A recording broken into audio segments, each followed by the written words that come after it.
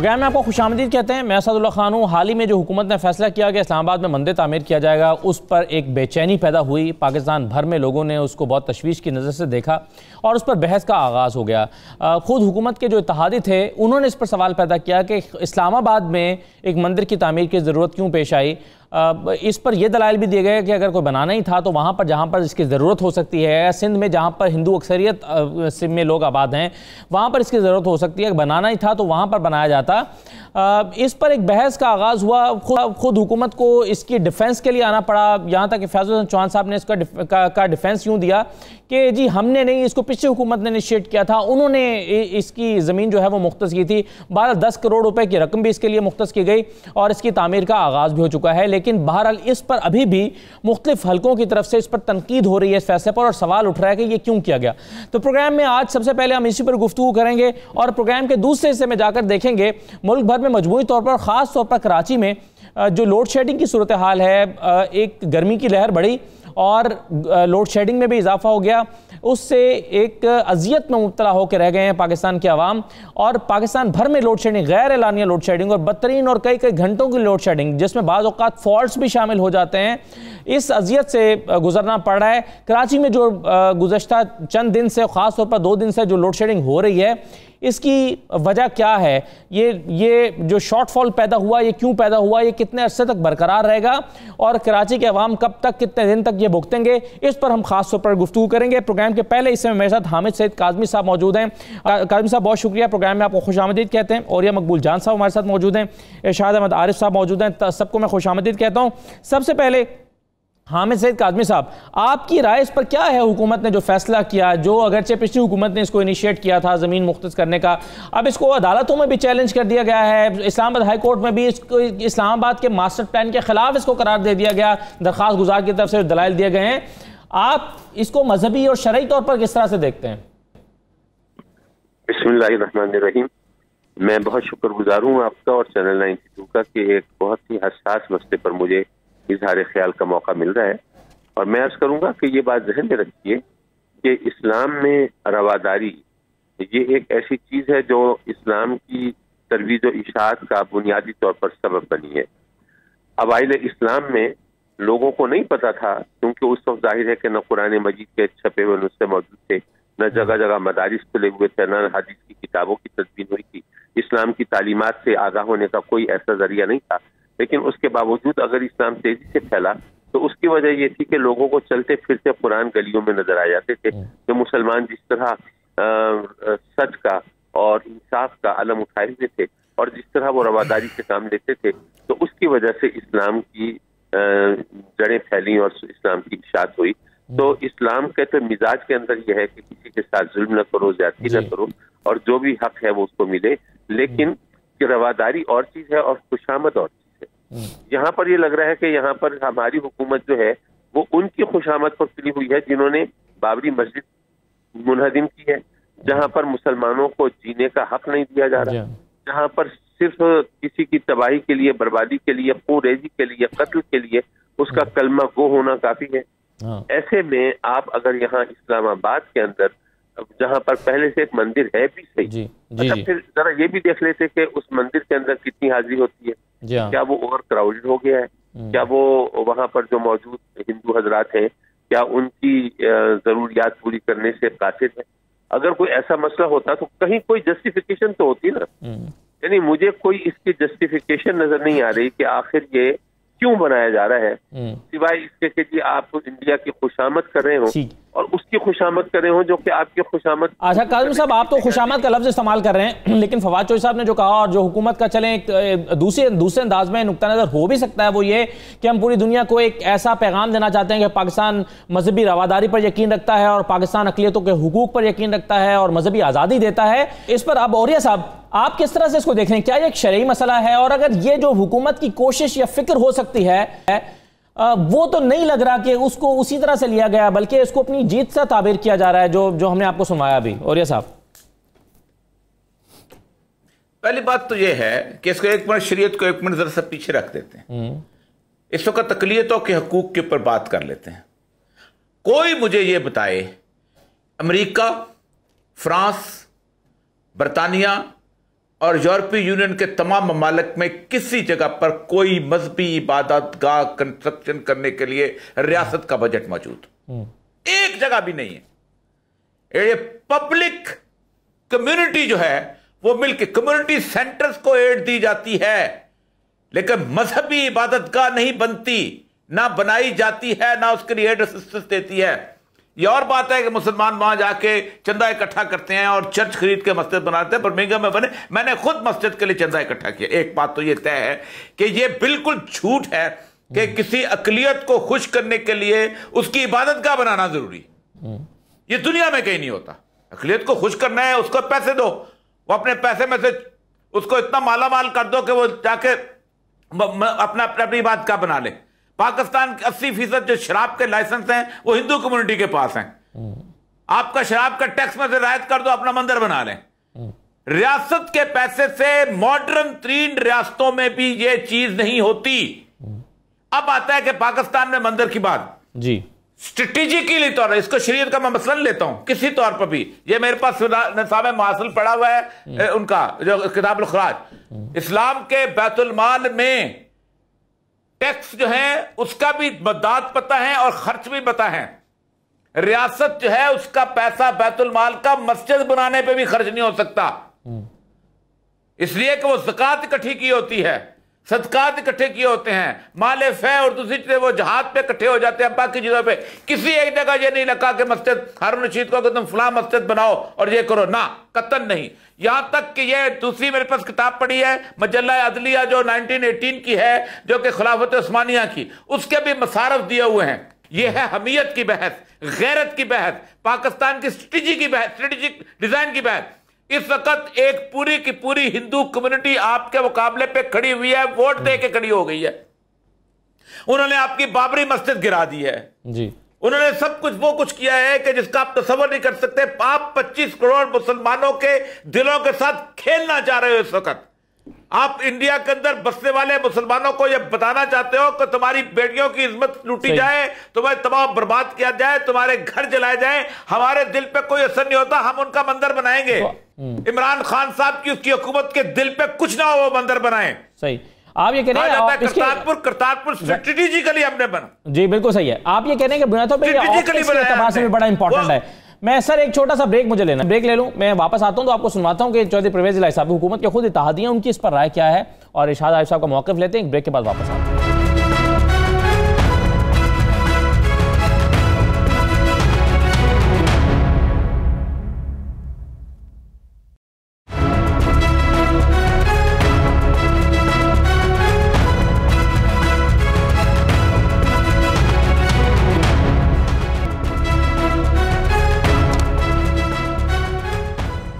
दोबारा आपको खुशामदीद कहते हैं। इस्लामाबाद में तामीर होने वाले मंदिर के हवाले से हम बात कर रहे हैं, और मैं आपको सुनवाना चाहता हूं। एक तो शरई मामला हो सकता है या उस पर मजहबी बहस हो सकती है, लेकिन खुद सियासी अंदाज में इसको किस तरह से देखा जा रहा है। हुकूमत के इत्तेहादी मुस्लिम लीग काफ के अहम रहनुमा और पंजाब असम्बली के जो स्पीकर हैं चौधरी परवेज इलाही साहब, वो इस पर क्या कह रहे हैं, ज़रा पहले सुन लीजिए। पाकिस्तान जो इस्लाम के नाम पर वजूद में आया था और इसके दारुल हुकूमत इस्लामाबाद में नया मंदिर बनाना न सिर्फ इस्लाम की रूह के ख़िलाफ़ है, बल्कि ये रियासत मदीना की भी तौहीन है। हम अक़लियतों के हकूक़ के साथ हैं। पहले से मौजूद जो मंदिर हैं उनकी मरम्मत की जानी चाहिए। हमने भी अपने दौर में कटास राज की मरम्मत कराई और बहाली का काम करवाया था, और पहली दफ़ा अपने बजट में हर साल चर्चिज़ की रिपेयर के लिए भी हम पैसे रखते रहे हैं। अच्छा शाहिद साहब, परवेज इलाही साहब कह रहे हैं कि ये रियासत मदीना की तौहीन है, क्या आप इस पूरे मामले पर कहते हैं? देखें, ये बिल्कुल मैं इत्तेफाक करता हूँ चौधरी साहब जो कह रहे हैं। पहली बात तो ये है कि हमें बतौर मुसलमान सोचने का हक़ हासिल है या नहीं है। अक़लियतों के जो हकूक़ हैं उनका तहफ़्फ़ुज़ होना चाहिए, अक़लियतों की इबादत गाहें हैं उनका तहफ़्फ़ुज़ होना चाहिए, अक़लियतों को आज़ादी होनी चाहिए अपनी इबादत गाहों में जाने की, इबादत करने की। लेकिन इसका हरगिज़ मतलब नहीं है कि आप अक्सरियत के हकूक़ पामाल करके, अक्सरियत के जज्बात मजरूह करके आप अक़लियतों को खुश करने की कोशिश करें। इस्लामाबाद में एक मंदिर मौजूद है सैदपुर में, आपने भी देखा होगा, मैंने भी देखा है। वहाँ हमें कोई बहुत ज़्यादा हजूम क्या टामा टामा भी इबादत गुजार नज़र नहीं आया कभी। हमने वहाँ पूछा, मैं एक दफ़ा गया तो पूछा कि यहाँ उनका जी जब वो उनकी कोई होती है सालाना या 6 महीने के बाद कोई तकरीब होती है, वो आते हैं, यहाँ कोई भी नहीं आता।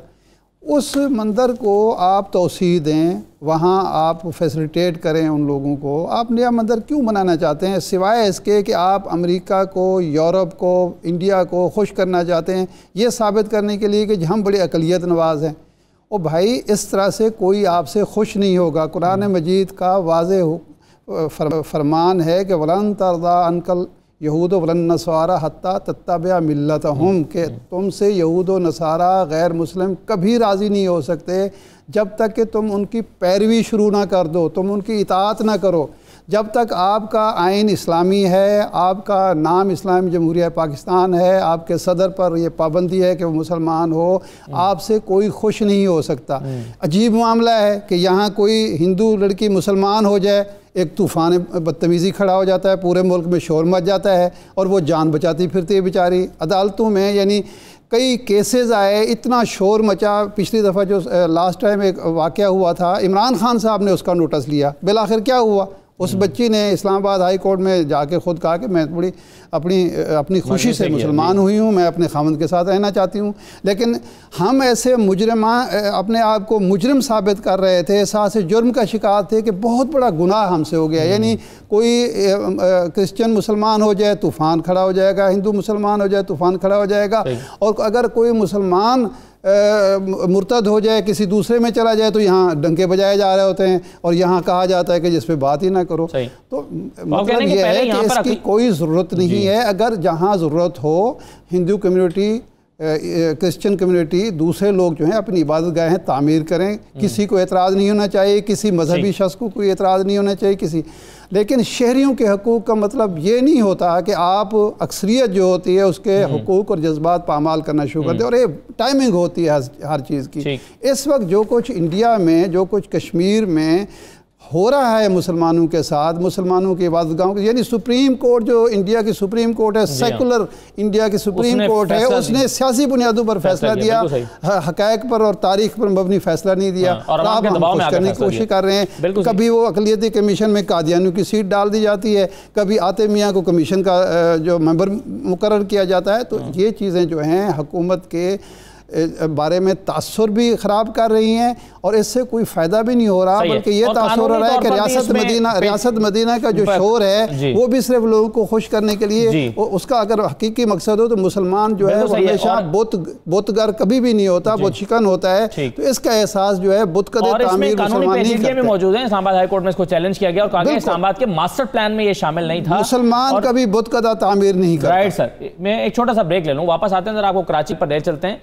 और मजमूई तौर पर पाकिस्तान भर में लोड शेडिंग का मसला इस वक्त अपने उरूज पर है और शहरी अजियत में मुब्तला हैं। स्मार्ट लॉकडाउन की वजह से लोग घरों में हैं और ऐसे में बिजली जब उन्हें नहीं मिल रही तो मुसीबत में मुब्तला हो गए।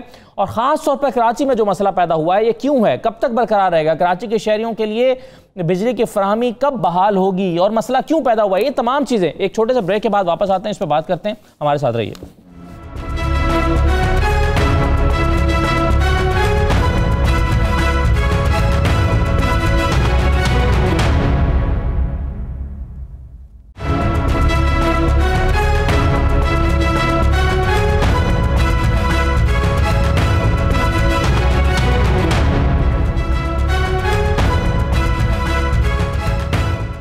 प्रोग्राम में दोबारा खुशामदीद कहते हैं आपको।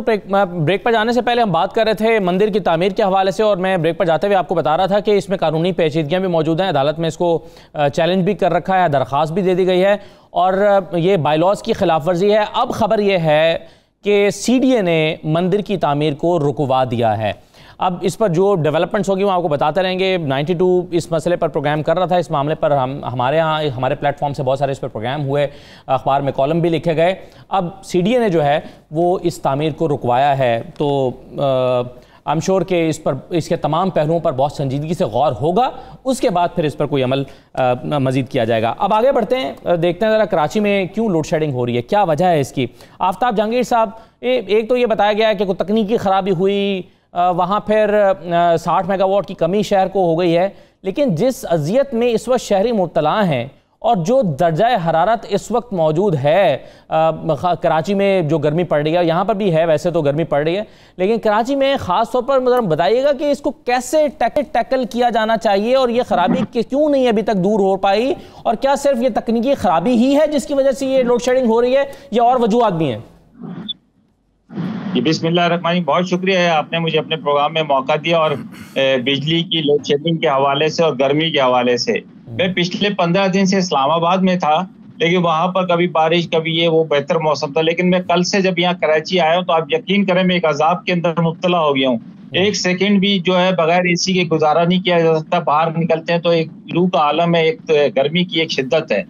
तो मैं हैरान हूँ, परेशान हूँ कि किस तरह कराची की आवाम जो है वो, मतलब मैं ये समझता हूँ कि अगर ये 2-4 दिनों में इस पर काबू ना पाया गया तो और कोई मसाइल हमें पेश आए ना पेश आए, लेकिन हुकूमत के लिए बिजली की लोड शेडिंग और इस गर्मी की वजह से शायद हुकूमत सूबाई हो या वफाकी, ईमानदारी की बात कह रहा हूँ मैं, कोई पॉइंट स्कोरिंग नहीं है कि हालांकि मैं MNA हूँ, लेकिन मैं ये कहता हूँ कि ये हमारी जिम्मेदारी है लोगों के लिए आसानियां पैदा करना, जिसमें हम इस वक्त जो कराची के शहरी हैं उनके लिए हम नाकाम होते हुए नजर आ रहे हैं। आफ्ताब साहब, लेकिन एक मसला तो सर ये है ना कि वहाँ चले कोई तकनीकी खराबी हुई है, उसको जल्द दूर होना चाहिए, मसाइल हैं वो, लेकिन विफाक की तरफ से जो सब्सिडी में कटौती हुई है वो 34 अरब की है। अब और फिर जो छोटे इसमें सारिफीन हैं जो 300 से कम यूनिट इस्तेमाल करते हैं, 15 अरब रुपए तो सिर्फ उनके लिए कम हुए।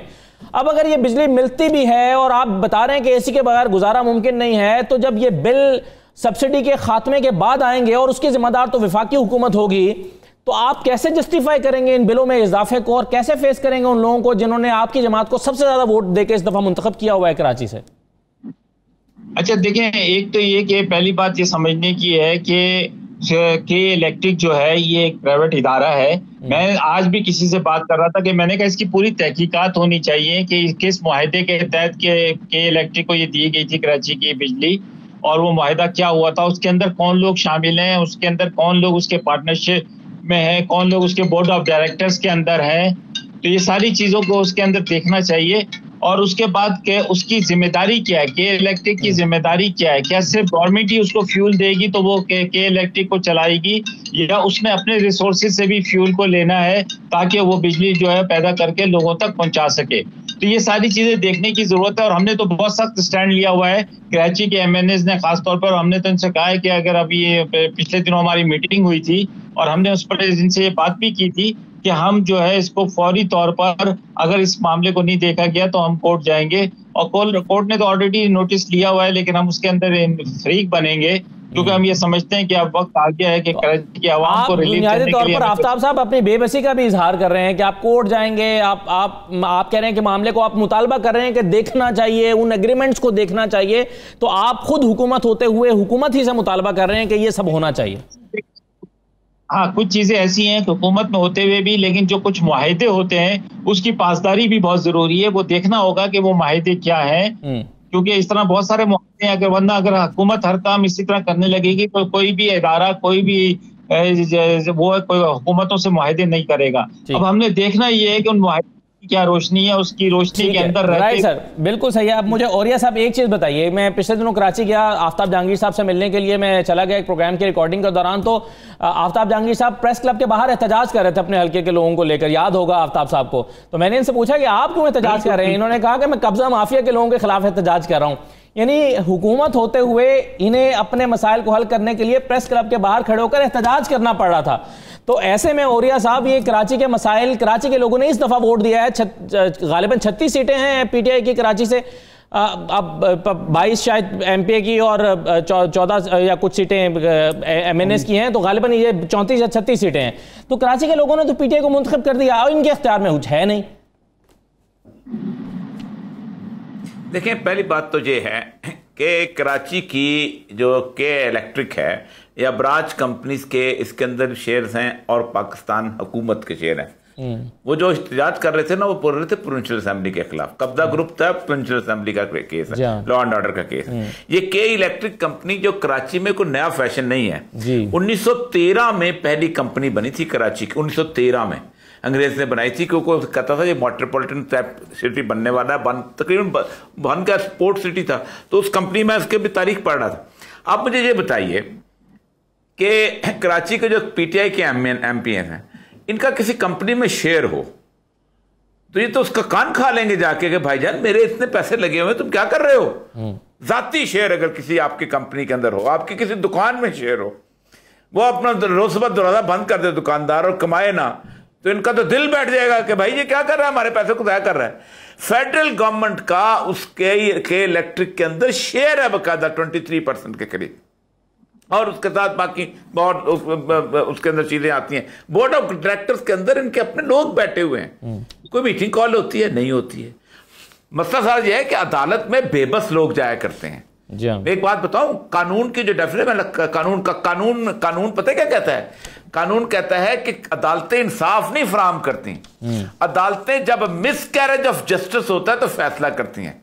इंसाफ करता है SHO, इंसाफ करता है पटवारी, इंसाफ करता है तहसीलदार। जब ये इंसाफ नहीं करते तो फिर अदालत फैसला करती है उसके ऊपर। अदालत आखिरी रिजॉर्ट है। तो क्या MNA बेबस होता है? फेडरल गवर्नमेंट बेबस होती है? और दूसरी बात यह है कि पाकिस्तान में हम तो गुज़श्ता 15 साल से रो पीट रहे हैं कि बेनजीर के जमाने से आपने जो कैपेसिटी बिजली बनाने की बना ली हुई है वो इतनी ज्यादा है, ठीक है, कि आप इंडिया को भी बिजली सप्लाई कर सकते हैं, लेकिन आपका मकसद यह है कि आपने इतना ज्यादा फ्यूल्स और सब कुछ। सर ट्रांसमिशन लाइन पे काम नहीं हुआ ना, उस पर सबसे ज्यादा तो ट्रिपिंग का मसला है, लाइन लॉसेस का मसला है, बेशुमार मसाइल हैं। वो भी है वो बहुत मसाइल। तो मसला सारा ये है कि ये अफ्ताब जहांगीर साहब बहुत अच्छे हमारे दोस्त हैं, मेरी भी कराची से मुलाकात इनसे एक दफा हुई है, इनके बुजुर्गों को भी मैं जानता हूँ। मसला सारा ये है कि अफ्ताब जहांगीर साहब, ये PTI गुज़श्ता 2 साल से इसी बात का तो हम रोना रो रहे हैं कि भाईजान मसला सारा ये है कि आप अपने हुकूमत के फोल्ड में आ जाएं, उस हुकूमत की रिट के डंडे को हाथ में पकड़ें।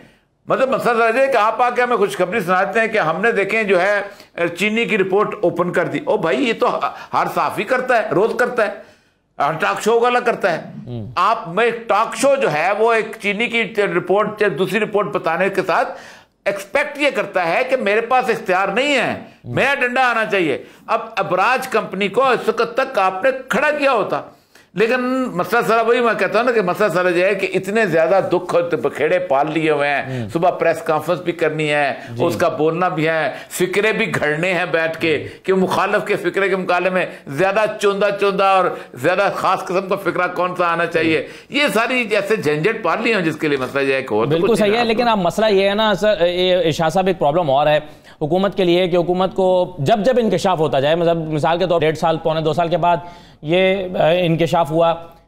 अच्छा जी, इम्तियाज़ शेख साहब मेरे साथ मौजूद हैं। इम्तियाज़ साहब, आपको भी खुशामदीद कहते हैं प्रोग्राम में। मैं शाह साहब जो आपसे क्वेश्चन फेस करने लगा था, मैं वही सवाल आपके सामने तो बाद में रखता हूँ। लेकिन इम्तियाज़ शेख साहब, ये जो कराची में बिजली की फ्राहमी का मसला है और कराची के शहरी इस वक्त लोड शेडिंग का जो अजाब भुगत रहे हैं, आपके ख्याल में इसका जिम्मेदार कौन है? देखें जी, इसका एक लंबी स्टोरी है। ये जब से प्राइवेटाइज हुई है कराची इलेक्ट्रिक, उनको काफी इसमें इन्वेस्टमेंट करनी थी, कुछ अपने अपग्रेडेशन करनी थी, ग्रिड स्टेशन की, नए इनको पावर हाउसेस वगैरह बनाने थे। तो वो भी इसमें कुछ उन्होंने की है, कुछ उन्होंने नहीं की है। इस दौरान उन्होंने प्राइवेटाइज करने की कोशिश की शंघाई इलेक्ट्रिक को, जो कि फेडरल गवर्नमेंट ने इनको रुकावटें डाली, इनको करने नहीं दी। हालांकि $10 बिलियन की इन्वेस्टमेंट उन्होंने कमिटमेंट की थी आने वाले 10 सालों में या 5 सालों में। क्योंकि ये आपको मैं थोड़ा वादे कर दूं कि जो जितने भी कराची वाले सिलसिला है कराची इलेक्ट्रिक का या मतलब बाकी डिस्कोज का, जो कि हेस्को सेप्को सिंध में अपने गांव पर है, वो बेसिकली अंडर कंट्रोल आती हैं। इनका रेगुलेटर है नेपरा, और ये पावर डिवीजन के अंडर की पॉलिसीज के तहत ये पूरे काम ये करते हैं। और ये मतलब उनका जो कंट्रोल है वो नेपरा के पास है एज ए रेगुलेटर, और फेडरल गवर्नमेंट इनकी पॉलिसीज बनाती है, उस पर चलते हैं। ये जो अभी लोड शेडिंग हुई है, रिसेंट लोड शेडिंग हुई है, वो तो टोटल मिसमैनेजमेंट है फेडरल गवर्नमेंट की। उन्होंने अपना जो फर्नेस ऑयल वगैरह वो प्रोवाइड नहीं कर सका, बैन लगा दिया, इंपोर्ट नहीं हुई, शॉर्टेज हो गई, और मतलब फिर उसके बाद इनको PSO ने सप्लाई बंद कर दी। और इन्होंने हालांकि खत भी लिखे थे कराची इलेक्ट्रिक ने उनको कि हमारे पास ये मसला है, लेकिन वो शॉर्टेज की वजह से जब फर्नेस ऑयल नहीं हुआ डेफिनेटली मतलब उसकी तो सही है। लेकिन सर ये अब आपकी गुफ्तगू से तो ऐसा लग रहा है कि सारी जिम्मेदारी आयद हो जाती है विफाकी हुकूमत की या के इलेक्ट्रिक की। आप बतौर वजीर तवानाई आपका क्या किरदार होता है? आप क्या इस इशू हमारा किरदार प्रोविंशियल गवर्नमेंट का किरदार जो है ना वो एडमिनिस्ट्रेटिव साइड पे है लेकिन उनकी कंट्रोलिंग अथॉरिटीज जो है वो फेडरल गवर्नमेंट है या रेगुलेटर नेपरा है, वो उनको मतलब करेगा। हम उनको, मैंने बुलाया था इनको एमडी कराची इलेक्ट्रिक को भी और सिंध के बाकी इलाकों के हवाले से हेस्को और सेप्को के चीफ को भी बुलाया था। उनसे हमने काफी तफसीली बात की, उनको हमने पाबंद भी किया था मुख्तलिफ चीजों पर। लेकिन अब एक चीज उनके पास फर्नेस ऑयल के हवाले से वो एक चीज नहीं मिल रही, पीएसओ कह रहा है कि हमारे पास नहीं है बिकॉज ऑफ द बैन जो गवर्नमेंट ऑफ पाकिस्तान ने इम्पोज किया था तकरीबन मार्च के महीने में। तो मतलब फिर ये कहाँ से लाएंगे तेल? फिर अभी उन्होंने हबको से उधार लिया है। चले, मैं इसका जवाब तो आफ्ताब जहांगीर साहब से लूंगा, लेकिन मुझे एक चीज़ इरशाद साहब जो आपसे मैं पूछना चाहता था वो ये कि हुकूमत को पौने 2 साल बाद ख्याल आता है कि ये पीआईए में खराबियाँ, एविएशन में खराबियाँ हैं, अब इस पर कुछ काम होना चाहिए। वो इंकशाफ होता है किसी हादसे के नतीजे में। फिर हुकूमत को ये ख्याल आता है 2 साल के बाद जब पेट्रोल जहाँ पर कोई पेट्रोल माफिया है, हम उससे हार गए हैं, तस्लीम कर लेती है हुकूमत पेट्रोल माफिया से हार गए और कहते हैं कि अब इस माफिया के खिलाफ या 1500 पेट्रोल पंपों के खिलाफ कार्रवाई होनी चाहिए। अब ये मुतालबा हुकूमत कर रही है न जाने किससे। अब आफ्ताब जहांगीर साहब भी ये कह रहे हैं कि ये जो मुआहिदा हुआ था इसको देखा जाना चाहिए, इन मसाइल को हल करने के लिए होना चाहिए। कब होगा, कौन करेगा? देखें, जब भी कोई सियासी जमात बग़ैर होमवर्क के इक़्तिदार में आएगी तो इन तमाम मसाइल का सामना करेगी। इमरान खान साहब आए इक़्तिदार में, तवक्को ये थी कि 2013 का इलेक्शन हारने के बाद उन्होंने कोई ना कोई होमवर्क किया होगा, लेकिन लगता ही है कि उनके जो साथी थे, खा वो असद उमर हों या दूसरे हों, वो बस जलसे करते रहे, तकरीरें करते रहे, उसके प्रेस कॉन्फ्रेंसें करते रहे, कोई होमवर्क नहीं हुआ था। ये जो बिजली का इशू है, ये ठीक है कि अबराज ग्रुप का वहाँ मामला है, लेकिन बुनियादी इशू क्या है? इशू हैं 3। पहली चीज़ जो है, जब आपने थर्मल पे चले गए, आप मोहताज हो गए गैर मुल्की तेल के, फर्नेस ऑयल के, कि वहाँ से वो आएगा, वो सस्ता आएगा तो आप सस्ती बिजली दे सकेंगे, अगर महंगा आएगा तो आप महंगी बिजली देंगे और उससे मसाइल पैदा होंगे। अच्छा, इसका क्या हुआ कि चूँकि आप पाबंद हैं उनकी जो कैपेसिटी प्रोडक्शन है उसके मुताबिक पेमेंट करने के, वो आप इस्तेमाल करें ना करें आपने पेमेंट करनी है। आप फिर कोशिश क्या करते हैं, गवर्नमेंट ऑफ पाकिस्तान में उनकी जो इदारे हैं, उनकी जो भी बदनीयती है वो अपनी जगह पे है। गवर्नमेंट की भी ये कोशिश होती है कि फर्नेस ऑयल मंगवाएंगे, इनको देंगे और उनसे बिजली महंगी ख़रीदेंगे, फिर सस्ती अवाम को देनी है, क्योंकि ये भी एक अनामली हमारे यहाँ मौजूद है ना जी। 300 यूनिट तक की जो बिजली है आपने सस्ती देनी है, ख़रीदनी 28 रुपये है, देनी 10 रुपये, 8 रुपये या 6 रुपये है। तो उसकी बचत का एक तरीका ये है कि जी आप लोड शेडिंग कर लें ताकि आपको वो जो पेमेंट है वो ना करनी पड़े और महंगा तेल जो है ना मंगवाना पड़े। एक तो ये वजह है। दूसरा ये है कि अगर बिजली मसलन अवेलेबल भी है तो आपके पास जो है सिस्टम है उसके अंदर कैपेसिटी नहीं है कि वो आगे ट्रांसमिशन जो है ट्रांसमिट कर सके, आगे चला सके। घंटों की खराबी पैदा हो जाती है। ये खराबी दूसरी है। तीसरी मसला ये है कि हुकूमत की जो रेट का मामला हो रहा है वो ये है कि वो बिल ही वसूल नहीं कर पा रहे। मिसाल के तौर पर बिल आम आदमी जो है वो अपनी बिजली भी दे रहा है और उन चोरों की बिजली के पैसे भी दे रहा है, और जहां से बिल अदा हो रहे हैं नहीं हो रहे, जिसके पैसे जो हैं वो अमला जो वापडा का है या लेस्को का है या हेस्को का है उसकी जेब में जो पैसा जा रहा है वो भी मैं आप जो बिल अदा करने वाले को दे रहे हैं। हुकूमत के अंदर ये आलियत सलाहियत नहीं है कि वो लाइन लॉसेस के नाम पर जो चोरी होती है उसको रोक सके। तो इसमें हुकूमत की नाअहली भी शामिल है और विफाकी हुकूमत की मैं बात कर रहा हूँ, सूबाई हुकूमतों की भी मैं बात कर रहा हूँ, उन इदारों की भी जो के इलेक्ट्रिक का मामला है उनकी बदनीयती भी शामिल है और नाअहली और बदनीयती मिल के ये मसाइल पैदा कर रहे हैं। मिसाल के तौर पर वहाँ तो अबराज का मसला है। लाहौर में कल रात को कई इलाकों में 4-4 घंटे 5-5 घंटे बिजली नहीं थी। लाहौर शहर में आपके इल्म में है, मेरे इल्म में है, तो उसका जिम्मेदार कौन है? वहाँ तो हम कह दें, आफ्ताब साहब कह देंगे कि लाहौर शहर में पिछले कई दिन से घंटों बिजली गायब हो रही है। घंटों 4-4 घंटे 5-5 घंटे हो रही है। रात 8-10 इलाके में देख रहा था कि वहाँ नहीं है, और देहातों में आप यकीन करें 12-12 घंटे लोड शेडिंग हो रही है। वजह यह है कि जी हुकूमत कहती है कि ठीक है जी आप थोड़ी बिजली पैदा करें ताकि हमें जो है खामखा खर्चा ना पड़े। तो यानी कैपेसिटी मौजूद है। अब जब तक आप हैडल पे नहीं जाते, जब तक आपका इन्हिसार थर्मल पे है, ये सूरत हाल ना नवाज शरीफ साहब कंट्रोल कर सके, ना जरदारी साहब कंट्रोल कर सके, ना इमरान खान साहब कर सकें। और जब तक आपके अंदर अहलियत पैदा ना होती, आपके इदारे जो हैं इस काबिल नहीं होते कि वो डंडा दे के कानून पर अमल दरामद भी करा सकें, चोरी भी रोक सकें, और जो इस्लाह होनी है सिस्टम के अंदर, यानी आपका ट्रांसमिशन सिस्टम जो है वो कितने अरसे से इस काबिल नहीं है कि उसकी मुरम्मत हुई हो, तो ये काम चलता रहेगा। और फिर जो बिजली की चोरी है बहुत बड़ा एक माफिया है, बिजली चोर माफिया, उस पर तो किसी के तवज्जो नहीं है, सारे माफियाज की बात हो रही है, सबसे बड़ा बिल्कुल यही तो मैंडेट दिया था, यही तो अवाम ने वोट पीटीआई को इसीलिए दिया था। खान साहब या हुकूमत, विफाकी हुकूमत, उसके इदारे जो हैं वो नहीं करेंगे, ये शोर मचता रहेगा, लोड शेडिंग होती रहेगी, महंगी बिजली होगी, अशिया सर्फ महंगी होंगी और अवाम रोते पीटते। बिल्कुल सही है आफ्ताब जहांगीर साहब, यही तो मैंडेट दिया था लोगों ने, इन्हीं मसाइल को हल करने के लिए। पाकिस्तान तहरीक इंसाफ ने ये बरस के जो मसाइल थे इन्हीं को हल करने के लिए तो काम करना था। सर्कुलर डेट कम नहीं हुआ, वो 2000 अरब रुपए चला गया सर्कुलर डेट, और वो हर महीने बढ़ रहा है, अरबों रुपए का उसमें इजाफा हो रहा है। वो 200 अरब के स्कूक बॉन्ड्स की बात हुई, वो ज्यादा इंपैक्ट नहीं डाल सकेगी, माहिरीन का ये ख्याल है। तो वो जो एक बड़ी चेंजेस लेकर आनी थी वो आप नहीं ला सके, इसका आप जवाब दीजिएगा। और फिर इम्तियाज शेख साहब ने जो कहा कि वो जिम्मेदार तो विफाक है, विफाक की पॉलिसी जिम्मेदार है कि ये विफाकी इदारा है, इसका जवाब दीजिएगा। फिर हम देखते हैं कि वजीर तवानाई सिंध क्या कह रहे हैं। एक मुख्तसर ब्रेक लेते हैं, ब्रेक के साथ में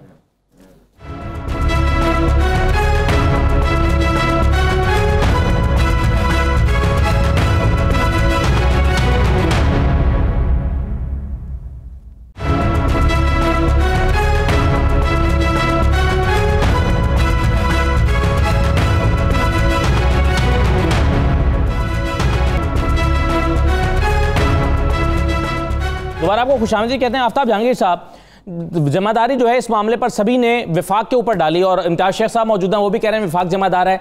अब जो काम विफाक ने करने हैं वो तो हो नहीं पा रहे उससे, और हलीम आदिल शेख साहब आपके कह रहे हैं कि जनाब अगर सूबा काम नहीं करेगा तो विफाक जो है वो यहाँ पर गवर्नर राज लगा देगा। जो काम आपने करने हैं वो आपसे हो नहीं रहे, आप एक और सूबे की जिम्मेदारी लेकर उन मसाइल को हल करना चाहते हैं जो आपके ख्याल में पीपल्स पार्टी नहीं कर पा रही।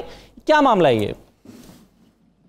अच्छा देखिए, पहली बात तो ये कि समझने की बात है, ये बहुत आसान काम है कि मैं सारी जिम्मेदारी वफाक पे डाल दूं या वफाक सारी जिम्मेदारी सूबे पे डाल दे। मसला ये है कि अगर ये लोड शेडिंग इससे पहली दफा पाकिस्तान की कौम ने, पाकिस्तानी अवाम ने एक्सपीरियंस की है, तो फिर तो आप कहें कि ये आपकी जिम्मेदारी है और आप फेल हो गए। ये पिछले, मैं जब से पैदा हुआ हूँ लोड शेडिंग देखी और कहीं के घंटों की लोड शेडिंग देखी इस कराची शहर के अंदर, समझे ना, और 14-14 घंटों की। लेकिन क्या है कि ये भी गलत होगा अगर मैं ये कह दूं कि जी सुबह इसका जिम्मेदार है, ये हमारी जिम्मेदारी है और हमें इसको निभाना होगा, हमें इसके लिए कोई बैठकर हल निकालना होगा। मैंने फिर वही आपसे कहा है कि जी इसके मुआहदे को देखना होगा। देखिए मेरी लास्ट मीटिंग हुई थी सीईओ के साथ ये इलेक्ट्रिक के, और उसमें हम दूसरे एमएनएस भी हम मौजूद थे, तो वो यही बात हो रही थी कि जी हमें अब जब उसको सस्ता मिलता है फर्नेस ऑयल तो वो फर्नेस ऑयल पे चली जाते हैं, जब उनको सस्ता गैस मिलती है तो वो गैस पे चले जाते हैं, जब उनको तो वो हमने उनसे कहा कि भाई जो अवेलेबल है। और दूसरी बात ये कि सिर्फ क्या एक इदारे को वो सिर्फ वो डिपेंड कर रहा है पीएसओ के ऊपर या वफाकी हुकूमत के ऊपर कि वो उनको वसाइल देगा, वो उनको फ्यूल देगा, गैस देगा, ऑयल देगा, या तब जाके वो चलाएंगे। को अपना इंतजाम उन्होंने क्यों नहीं किया आज तक? देखें वो ये 2035 तक का एक बड़ा मुआहिदा है इनके साथ, तो इस मुआहिदे के लिए उनको अपना इंतजाम खुद कि अपनी बिजली पैदा करने के वसाइल को खुद करना चाहिए था। जहां पे कहीं शॉर्टफॉल है वो गवर्नमेंट से लेते, लेकिन वो सारी की सारी उन्होंने डाल दी है गवर्नमेंट के ऊपर। अच्छा, अब मैं ये समझता हूँ कि इसीलिए मैं बार बार ये कह रहा हूँ कि इस मुआहिदे को देखने की जरूरत है कि उनसे मुआहिदा क्या हुआ, कि सिर्फ उन्होंने पैसे कमाने। अच्छा, दूसरा ये कि जो लैंड चोरी की बात हुई है, ये बिल्कुल सही बात है, यहाँ पर चोरी इतनी ज्यादा है, अगर उसको ही कंट्रोल कर लिया जाए तो मैं आपको ईमानदारी की बात बता रहा हूँ कि लोड शेडिंग जो है वो 20% रह जाएगी। लेकिन क्या है कि उस तरफ भी ये तवज्जो नहीं देते, क्योंकि इनके फील्ड में जो लोग हैं के इलेक्ट्रिक के, वो उनकी आमदनी बंदी, वो नीचे से लेकर ऊपर तक सबको खिला रहे हैं, पिला रहे हैं। पता आपको सब कुछ है आफ्ताब साहब, पता आपको सब कुछ है, तो इस पर अमल किसने करना है? इन मसाइल को दूर किसने करना है? या आप तो हमें खबर के देंगे, तो सहाफियों का काम है जो खबर देना है, तो आप खबर दे रहे हैं हमें। देखिए मैं आपको ये बताऊं, इसके लिए ये है कि इसमें हमें मिलकर करना होगा। अगर हम पांच चीजों में सियासी, अगर इम्तियाज साहब बारी हर चीज मेरे ऊपर डाल दें और मैं हर चीज इम्तियाज साहब पर डाल दूं, तो इसमें आम आदमी का क्या फायदा और क्या नुकसान है? सवाए नुकसान के उनके और कुछ नहीं आएगा पाकिस्तानी कौम के हिस्से में। चले, मैं और ये सब आपके पास आता हूँ, लेकिन इम्तियाज शेख साहब इसमें कोई जवाब देना चाह रहे हैं, कुछ कह रहे हैं शायद। जी इम्तियाज साहब। देखिए जी, मैं ये बताऊं भाई को, हमारे को पता नहीं है कि जो बात कर रहे हैं ना कि किसी खुद बंदोबस्त करें, जो उन्होंने खत लिखे हैं गवर्नमेंट ऑफ पाकिस्तान को, और यही लिखा है उसमें कि जी अगर आप हमें न दें तो हम अपना बंदोबस्त करें। ये गवर्नमेंट ऑफ पाकिस्तान की तरफ पाबंदी है कि सर उनके पास इंतजाम ही नहीं है। इम्तियाज भाई, हमारी लास्ट मीटिंग हुई थी, वो क्यों नहीं कर रहे, वो इंतजार क्यों कर रहे हैं? मेरी बात तो सुने ना जी, वो आपकी परमिशन होती है कॉमर्स मिनिस्ट्री से और बाकी डिपार्टमेंट से, उनको वो पावर अपना पेट्रोलियम डिवीजन से वो उनको परमिशन नहीं है। ये मुआहदे के तहत PSO ने उनको मंगा के देना है, और वो फर्नेस ऑयल और जो रिफाइनरीज थी उनके पास भी खत्म हो गया था पेट्रोल, तो उसको मान लेना, मानने में क्या मतलब ये होगा। अब या तो आप बुला लें किस दिन, MD को भी बुला लें, आप भी आ जाएं, हम भी इधर बैठे हैं, फिर आपको पूरी तफसील वो पेपर के इलेक्ट्रिक है तो तर्जुमान को तक एक्सेस करना बड़ा मुश्किल काम है, वो मीडिया में आने से कतराते हैं। मेरी बात का जवाब जी मैं उनको प्रोटेक्ट नहीं कर रहा, उनको भी बहुत चीजें करनी थी जो कि माहदे की तरफ उन्होंने नहीं की है। मतलब जहाँ तक चोरी का मामला है, वो कराची इलेक्ट्रिक में बहुत कम है, वो चोरी का बाकी बहुत है, यहाँ मतलब वो कम है। वहाँ भी इसलिए होता है कि वो मिले होते हैं उनके साथ जो रिसोर्स के लोग हैं उसके बगैर, और ये यकीन रखें इनके बगैर चोरी हो ही नहीं सकती। ये मतलब बिजली की चोरी ये डिपार्टमेंट मिला होता है, अब ये गवर्नमेंट कर ले। ठीक है, बिल्कुल सही है। अच्छा जी इम्तियाज साहब, एक चीज़ मगर मुझे जो समझ आती है रोज़ाना शोज़ में बैठ के और मुख्तलिफ लोगों से बातचीत करके औरिया साहब, वो ये है कि हुकूमत शायद पहले चंद सालों में ये जानने की कोशिश कर रही है कि मसाइल क्या हैं, और उस पर इंकिशाफ की तरह मसाइल जो है वो वाजे होते हैं। एक इंकिशाफ होता है कि अच्छा इस डिपार्टमेंट ये मसला है, इस शोबे में ये मसला है, और वो ऐसा लग रहा है कि हुकूमत जो है वो तमाम इंकिशाफात और चीज़ें और फाइलें इकट्ठी कर रही है, और करने के बाद फिर इसका अगले दौर में शायद जाकर कोई हल ढूंढेगी। ये प्लानिंग इस तरह से महसूस होती है हुकूमत की। देखिए, मसला सारा यह है कि सिर्फ मेहनत की और कंसंट्रेशन की कमी और कुछ नहीं। इम्तियाज शेख साहब ने एक बड़ी, देखो साहब मेरे कलीग रहे हैं, सिविल सर्विस में रहे हैं, हमारे साथ इकट्ठे बलूचिस्तान में होते, एक साल सीनियर थे मुझे, उन्होंने बात की थी इस कंपनी के बारे, हालांकि इनका काम नहीं है। देखिए, एक सिर्फ रिपोर्ट पढ़ लेना कंपनी की जो आई है पिछले साल की, आप हैरान होंगे कि इस कंपनी ने पिछले साल 12 अरब से 17 अरब रुपया, यानी 40% ज्यादा मुनाफा कमाया। मुनाफा बिल्कुल सही कहते हैं कि कराची में चोरी नहीं हो रही, और उनकी कंपनी भी कहती है कि चोरी नहीं हो रही। 217 अरब रुपया रेवेन्यू था इस साल, 289 अरब रुपया जो है उनका रेवेन्यू, यानी जो 17 अरब रुपया उन्होंने इस साल कमाया है।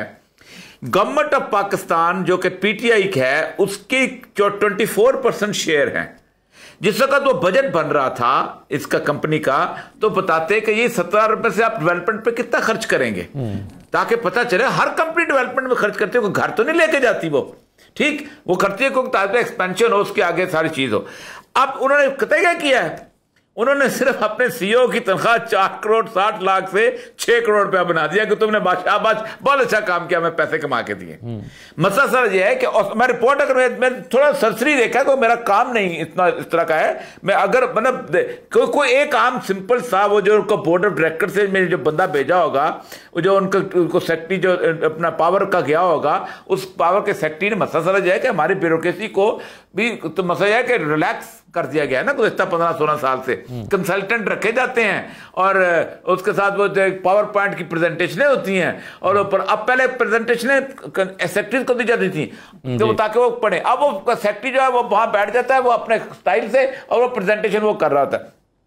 मैं सिर्फ ये रिपोर्ट के चीता चीजें बता रहा हूं कि सिर्फ ये पिछले साल की रिपोर्ट जो अभी आई है, इस रिपोर्ट पे कह देते कि इतने पैसे तुमने खर्च करने हैं, इतने अल्टरनेटिव सोर्सेज को तुमने एक्सप्लोर करना है, और ये फॉर्मूला मौजूद है कि कितना आपने ट्रांसमिशन लाइन पे कितना इन्वेस्ट करना है, सिस्टम पे कितना इन्वेस्ट करना है, ये फॉर्मूला है। और ये साहब रियायत कर रहे हैं अपने सबका कोलीग से कि सेक्रेटरी साहब को क्या पड़ी है जब उसके घर उसका हिस्सा पहुंच जाता है। देखें, आज से कई 100 साल पहले जो बात शेर शाह सूरी को मालूम थी, वो आज के जदीद हुक्मरानों को जो बड़े पढ़े लिखे हैं और दुनिया जहान की बातें करते हैं, उनको समझ नहीं आई कि जिस इलाके में जुर्म हो उसके थानेदार को, कोतवाल को पकड़ लो, उसे कहो कि जुर्म क्यों हुआ है, सीधा हो जाएगा।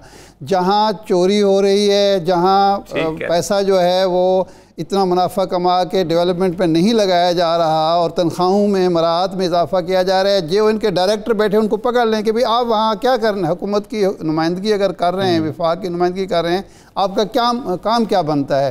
आपका काम सिर्फ ये है कि आप अपना हिस्सा जो आपको हिस्सा रसीदी वो दे दें और आप मुतमईन हो जाएं।